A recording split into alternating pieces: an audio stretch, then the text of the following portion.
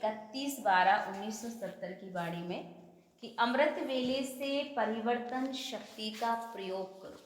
बाबा ने अटेंशन दिलाया कि अमृत वेले से ही परिवर्तन शक्ति का परिवर्तन करो, माने शक्ति का प्रयोग करो, क्योंकि सबसे बड़ी चीज होती है जो अमृत वेले का समय होता है, ये बहुत बहुत पावरफुल टाइम होता है और उस समय हम जो भी संकल्प करेंगे उस संकल्प में हमें 100% सफलता मिलती है।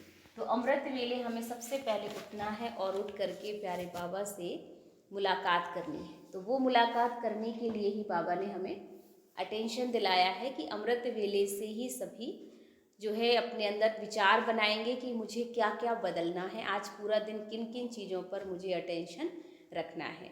तो बाबा ने आज कहा कि अमृत वेले जब उठेंगे तो हर रोज़ आदिकाल है और मैं ब्राह्मण आत्मा हूँ। जो भी हमारा शुरुआत होती है अमृत वेले से, वो एक आदिकाल स्टार्ट हो गया है और उस आदिकाल में हम संकल्प करेंगे कि मैं ब्राह्मण आत्मा पधारे बाबा से मिलन बनाने के लिए। मैं पहला संकल्प मेरा यही हो कि मैं आत्मा बाबा से मिलन करने के लिए बाबा के पास हूँ और जैसे जैसे हमें ये अनुभूति होती जाएगी उतनी ही हमारी स्थिति भी अच्छी बनती चली जाएगी। बाबा ने फिर कहा कि दूसरी एक अटेंशन रखेंगे कि जब हम स्नान कराएंगे अपने मंदिर को तो ध्यान रखेंगे ये तन मेरा मंदिर है और मैं आत्मा इसमें एक मूर्ति हूँ, तो मूर्ति की देख रेख करनी है, मुझे इस मंदिर की सफाई करनी है। तो मंदिर का भी पूरा हम ध्यान रखेंगे और कि भगवान ने ये वैल्यूबल मुझे ये मूर्ति दी है, इसमें मंदिर की केयर करना मेरा परम कर्तव्य है। तीसरी बात बाबा ने आज अटेंशन दिलाई है, एक तो स्टूडेंट को लेकर के बाबा ने कहा आप गॉडली स्टूडेंट हो और गॉडली स्टूडेंट को सदा स्मृति में रखना है कि मैं स्पेशल लाडला स्टूडेंट हूँ। आप सभी बाबा के बहुत ही स्पेशल और लाडले स्टूडेंट हैं, क्योंकि भगवान हम सबको प्यार करता है, उसने हमें चुना है, तो हम सब बाबा के लाडले स्टूडेंट हैं। बाबा ने कहा आप सेवा पर चलो तो कर्म बंधन से बिल्कुल अपने को मुक्त कर दो, किसी भी बंधन में हमें स्वयं को बांधना नहीं है। बाबा ने एक बात और अटेंशन दिलाई कि सच्ची सेवा का मतलब ही होता है त्याग और तपस्या। जिस सेवा में त्याग और तपस्या नहीं है वो सेवा हो ही नहीं सकती है। इसलिए सबसे ज़्यादा अटेंशन रखना है कि हमें पहला त्याग और तपस्या, तभी हमारी सच्ची सेवा हो सकती है और बाबा जैसा हमें देखना चाहता है हम वो काम पूरा कर सकते हैं। तो अब चलते हैं प्यारे बाबा के महावाक्य सुनेंगे विस्तार से। बाबा ने कहा कि आज बाप दादा वर्तमान और भविष्य दोनों काल के राज अधिकारी अर्थात कि विश्व कल्याणकारी और विश्व के भी राज अधिकारी दोनों ही रूप में बच्चों को देख रहे हैं। जितना जितना आप विश्व कल्याणकारी उतना ही विश्व राज अधिकारी बनते जाओगे और इन दोनों अधिकारों को प्राप्त करने के लिए विशेष स्वपरिवर्तन की शक्ति चाहिए है। और उस दिन भी बाबा ने सुनाया था कि परिवर्तन शक्ति को अमृत वेले से लेकर रात तक कैसे कार्य में हमें लगाना है। तो पहला परिवर्तन क्या करेंगे, सभी अभी नोट्स करना चाहे तो नोट कर सकते हैं। बहुत ही अच्छी बाबा ने कुछ अमृत वेले से हमारी दिनचर्या को सेटअप किया है। तो बाबा ने कहा आँख खुलते ही साथ पहला परिवर्तन क्या करेंगे अमृत वेला। तो आँख खुलते मैं शरीर नहीं हूँ, मैं कौन हूँ, आत्मा हूँ।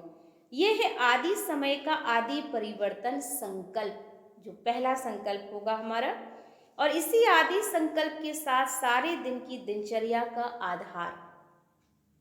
अगर आदि संकल्प में परिवर्तन नहीं हुआ तो सारा दिन स्वराज व विश्व कल्याण में सफल हम हो नहीं सकेंगे। आदि समय से परिवर्तन शक्ति कार्य में लाओ। जैसे सृष्टि के आदि में ब्रह्मा से देव आत्मा सतो प्रधान आत्मा पाठ में आएगी, ऐसे हर रोज अमृत वेले आदि काल है। क्या ध्यान रखना है कि हर रोज जो अमृत वेला है ये हमारा आदि काल है। इसलिए इस आदि काल के समय भी उठते ही पहला संकल्प याद में मैं ब्राह्मण आत्मा पधारी। क्या संकल्प करेंगे, मैं ब्राह्मण आत्मा पधारी सुबह सुबह बाबा से मिलन मनाने के लिए मैं इस धरा पर पधारा हूँ। यही समर्थ संकल्प है, श्रेष्ठ संकल्प है और श्रेष्ठ हमारे बोल भी हैं। श्रेष्ठ कर्म का आधार ही बन जाएगा पहला परिवर्तन मैं कौन। सबसे पहला परिवर्तन क्या आएगा हमारे जीवन में कि मैं कौन हूँ। तो यही फाउंडेशन परिवर्तन शक्ति का आधार है। इसके बाद दूसरा परिवर्तन होगा, मैं किसका हूँ। दूसरा पॉइंट बनेगा कि जो दूसरा संकल्प हमारे मन में चलेगा वो ये होगा कि मैं किसका हूँ। पहले था कि आँख खुलते साथ कि मैं कौन हूँ, और दूसरा मैं किसका हूँ। तो सर्व संबंध किससे है मेरे, सर्व प्राप्तियां किससे हैं मेरी। तो पहले देह का परिवर्तन, फिर देह के संबंध का परिवर्तन, और फिर संबंध के आधार पर प्राप्तियों का भी परिवर्तन।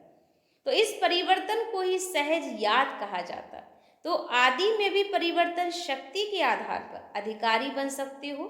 तो अमृत वेले के बाद अपने देह के कार्यक्रम करते हो। कौन से परिवर्तन की शक्ति आवश्यक होती है, जिसमें निरंतर सहज योगी बन जाओगे।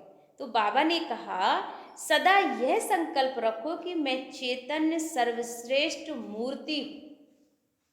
कौन सा संकल्प करेंगे, मैं सर्वश्रेष्ठ चैतन्य मूर्ति हूँ और यह मेरा तन एक मंदिर है।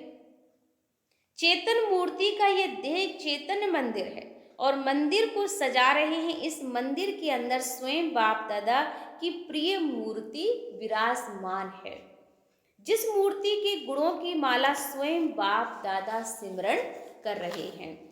तो जिस मूर्ति की महिमा स्वयं बाप करते हैं, ऐसी विशेष मूर्ति का विशेष मंदिर है।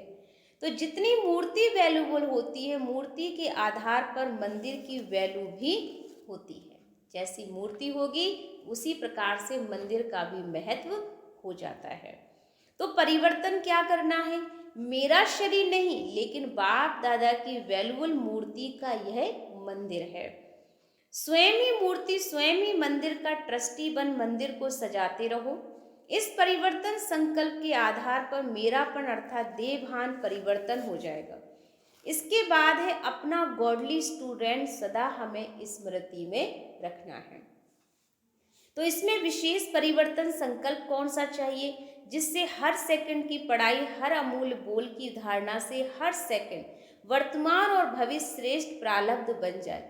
तो इसमें सदा यह परिवर्तन संकल्प चाहिए कि मैं साधारण स्टूडेंट नहीं हूँ। बाबा ने कहा कि आपके संकल्प कैसे श्रेष्ठ होंगे, मूर्ति कितनी महान कैसे बनेगी, उसके लिए बाबा ने अटेंशन दिलाया है कि आप अपने आप को देखेंगे कि मैं कोई साधारण स्टूडेंट नहीं हूँ, मैं साधारण पढ़ाई नहीं पढ़ रहा हूँ, लेकिन डायरेक्ट बाबा रोज दूर देश से मुझे पढ़ाने आते हैं। भगवान के वर्षंस हमारी पढ़ाई है, श्री श्री की श्रीमत हमारी पढ़ाई है, जिस पढ़ाई का हर बोल पद्मों की कमाई जमा कराने वाला है। अगर एक बोल में भी धारण नहीं किया तो बोल मिस नहीं किया, लेकिन पद्मों की कमाई अनेक जन्मों की श्रेष्ठ प्रारब्ध है। एक भी बाबा का वर्षंस माने बाबा के महावाक्य मिस हो गए तो समझ लो हमने बहुत कुछ मिस कर दिया, पद्मों की कमाई मिस कर दी। तो यही प्रारब्ध है श्रेष्ठ पद की प्राप्ति में कमी की। तो ऐसा परिवर्तन संकल्प भगवान बोल रहे हैं, हम सुन रहे हैं। मेरे लिए बाप टीचर बनकर आए हैं, मैं स्पेशल लाडला स्टूडेंट हूँ। ये भी बहुत प्यारा संकल्प है कि मैं बाबा का स्पेशल लाडला स्टूडेंट, इसलिए मेरे लिए आए हैं। कहाँ से आए हैं, कौन आए हैं, क्या पढ़ा रहे हैं, यही परिवर्तन श्रेष्ठ संकल्प रोज क्लास के समय धारण कर पढ़ाई करो। साधारण क्लास नहीं, सुनाने वाले व्यक्ति को नहीं देखो, लेकिन बोलने वाले बोल किसके हैं उसको सामने देखो। व्यक्त में अव्यक्त बाप और निराकारी बाप को देखो। तो समझा क्या परिवर्तन करना है। आगे चलो, पढ़ाई भी पढ़ ली, अभी क्या करना है, अभी सेवा का पार्ट आया। सेवा में किसी भी प्रकार की सेवा, चाहे प्रवृत्ति की हो, चाहे व्यवहार की हो, चाहे ईश्वरीय सेवा हो। प्रवृत्ति चाहे लौकिक संबंध हो, कर्म बंधन के आधार से संबंध हो, लेकिन प्रवृत्ति में सेवा करते परिवर्तन संकल्प यही करो, मर्जीवा जन्म हुआ, अर्थात लौकिक कर्म बंधन समाप्त हुआ है। तो कर्म बंधन समझ कर नहीं चलो। कर्म बंधन सोचने और कहने से ही बंध जाते हैं। इसलिए यह लौकिक कर्म बंधन व संबंध अब मर्जीवे जन्म के कारण श्रीमत के आधार पर सेवा के संबंध का आधार है, कर्म बंधन नहीं। सेवा का संबंध है। सेवा के संबंध में वैरायटी प्रकार की आत्माओं का ज्ञान धारण कर सेवा का संबंध समझ करके चलेंगे तो बंधन में तंग नहीं होंगे। लेकिन अति पाप आत्मा, अति अपकारी आत्मा बगुले के ऊपर भी नफरत नहीं, घृणा नहीं, निरादर नहीं, लेकिन विश्व कल्याणकारी स्थिति में स्थित हो, रहम दिल बन तरस की भावना रखते हुए सेवा का संबंध समझकर सेवा करेंगे और जितने ही होपलेस केस की सेवा करेंगे उतने ही प्राइज के अधिकारी भी बनेंगे।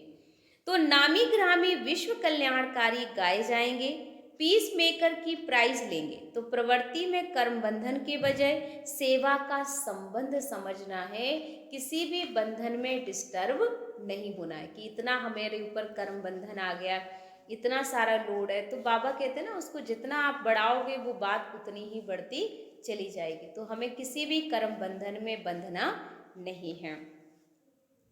ये परिवर्तन संकल्प करो, लेकिन सेवा करते करते अटैचमेंट में नहीं आ जाना है। कभी भी डॉक्टर की पेशेंट की अटैचमेंट में नहीं आते। अगर डॉक्टर भी पेशेंट के अटैचमेंट में आ जाएगा तो फिर वो पेशेंट का इलाज नहीं कर पाएगा। तो ये अटेंशन जरूरी है। सेवा का संबंध अर्थात त्याग और तपस्वी रूप रखो। सच्ची सेवा के लक्षण यही हैं, त्याग और तपस्या। तो ऐसे ही व्यवहार में भी डायरेक्शन प्रमाण निमित्त मात्र, शरीर निर्वाह लेकिन मूल आधार आत्मा का निर्वाह है। तो शरीर निर्वाह के पीछे आत्मा का निर्वाह भूल नहीं जाना चाहिए। व्यवहार करते शरीर निर्वाह आत्म निर्वाह दोनों का बैलेंस हो, नहीं तो व्यवहार माया जाल बन जाएगा और ऐसी जाल जो जितना बढ़ाते जाएंगे उतना ही फंसते ही जाएंगे। ये जाल बहुत बड़ा है। बाबा ने कहा इसलिए ज़्यादा शरीर निर्वाह के चक्कर में इतना नहीं पड़ो, उसमें आत्म निर्वाह का भी अटेंशन रखो। उतना फंसते जाएंगे। धन की वृद्धि करते हुए भी याद की विधि भूलनी नहीं चाहिए। याद की विधि और धन की वृद्धि दोनों साथ साथ होनी चाहिए। ये मत सोचो कि हमें तो बहुत सारा धन कमाना है, तो जब धन पे ध्यान है तो पूरा टाइम धन पे ही बुद्धि लगी रहे। तो बाबा ने कहा ऐसे नहीं बुद्धि को फंसाना। धन की वृद्धि के पीछे विधि को छोड़ नहीं देना, इसको कहा जाता है लौकिक। स्थूल कर्म भी कर्म योगी की स्टेज में परिवर्तन करो। सिर्फ कर्म करने वाले नहीं, लेकिन कर्म योगी हो। कर्म अर्थात व्यवहार, योग अर्थात परमार्थ, और परमार्थ अर्थात ही परम पिता की सेवा अर्थ कर रहे हो।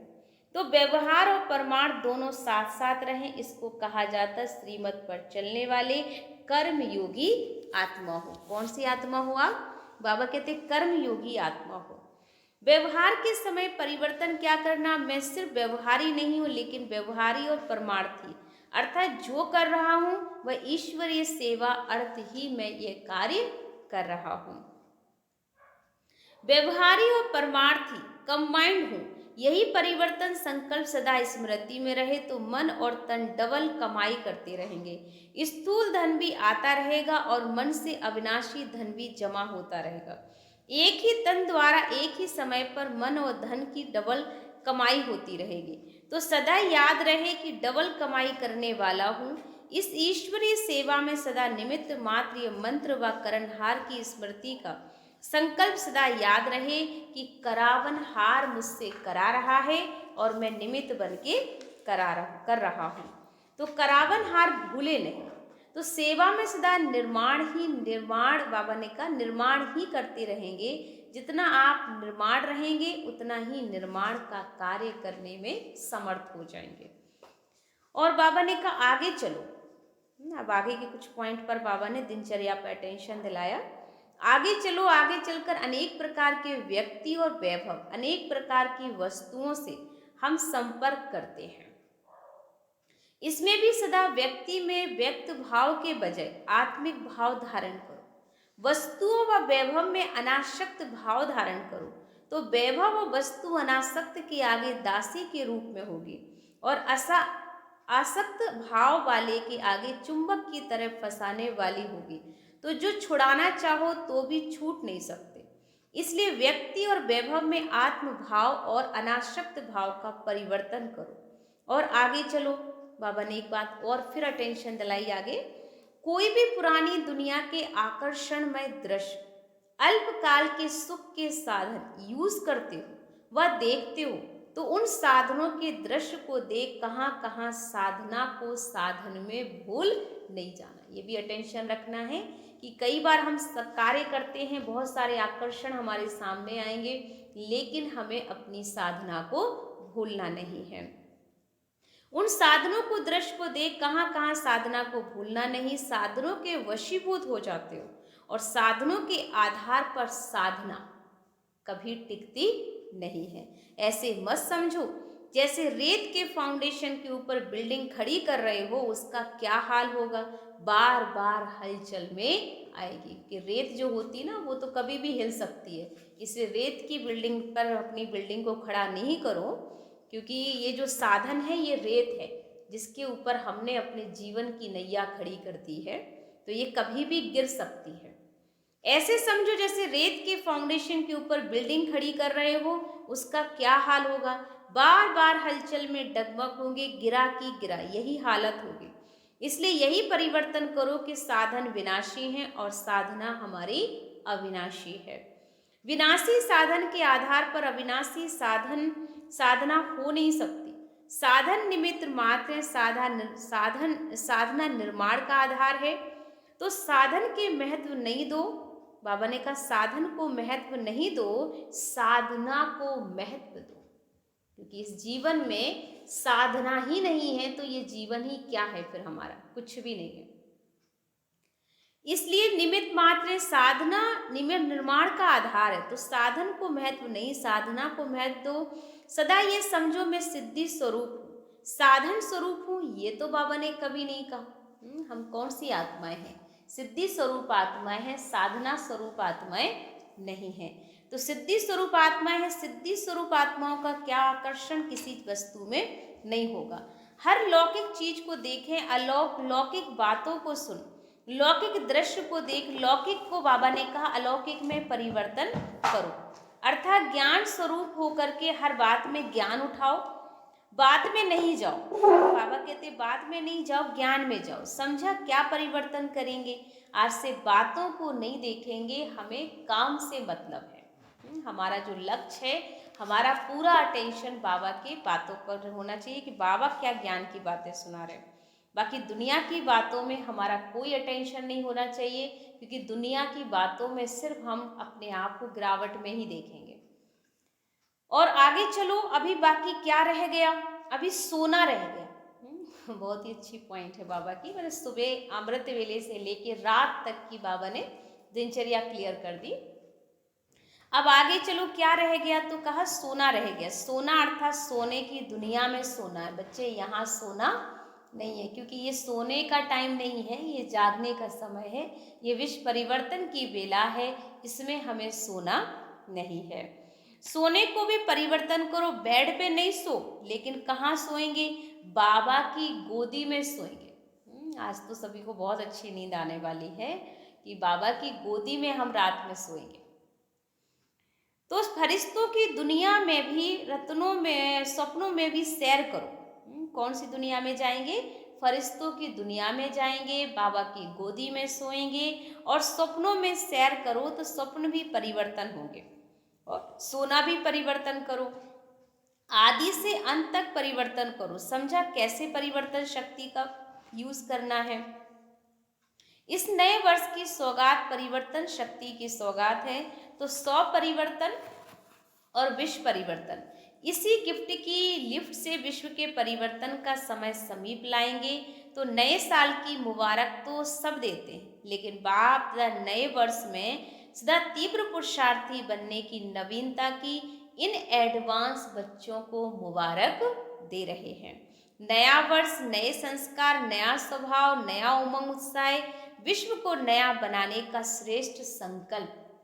तो सर्व को मुक्ति, जीवन मुक्ति का वरदान देने का सदा श्रेष्ठ संकल्प। ऐसी नवीनता की मुबारक हो, बधाइयाँ हो। पुराने संस्कारों को, पुरानी चाल को, पुरानी ढाल को, पुराने की विदाई को बधाई हो। अच्छा है ना। तो ऐसे हर कर्म में परिवर्तन शक्ति द्वारा स्वपरिवर्तन, विश्व परिवर्तन करने वाले हर सेकंड, हर संकल्प, हर कर्म नया अर्थात गोल्डन एज करने वाले ऐसे श्रेष्ठ अर्थात सत्व प्रदान करने वाले नए वर्ष में सौम्य और विश्व में नया चमत्कार दिखाने वाले, जो अब तक असंभव समझ रहे थे सौ के प्रति व विश्व के प्रति, उस असंभव को भी संभव करने वाले, ऐसे सदा सफलता मूर्त श्रेष्ठ सिद्धि स्वरूप आत्माओं को बाप दादा का याद प्यार और नमस्ते। हम बच्चों की ओर से बाबा को भी याद प्यार और नमस्ते। बाबा का बहुत बहुत शुक्रिया। प्यारे बाबा ने हम सबको इतनी सारी बातें सुनाकर भरपूर किया। आज बाबा ने सारा हमारा दिनचर्या क्लियर कर दी। अमृत वेले से ले करके रात तक हमें कैसे उठना कैसे सोना है ये बाबा ने सिखाया है। तो इस पॉइंट को सभी अपने पास अंडरलाइन करें कि इतनी सारी जो एक एक चीज़ें बाबा ने स्टेप बाय स्टेप हमें क्लियर की कि कैसे हमें व्यवहार में आना है, कैसे हमें एक दूसरे के संबंध संपर्क में रहना है, कैसे खुद पे काम करना है, कैसे स्नान करना है, कैसे खाना खाना है, कैसे बाबा को याद करना है, हर चीज़ बाबा ने क्लियर बता दी। तो इस सब बातों को जो सुन करके भरपूर हुए हम, तो बाबा का बहुत शुक्रिया। ओम शांति, ओम शांति।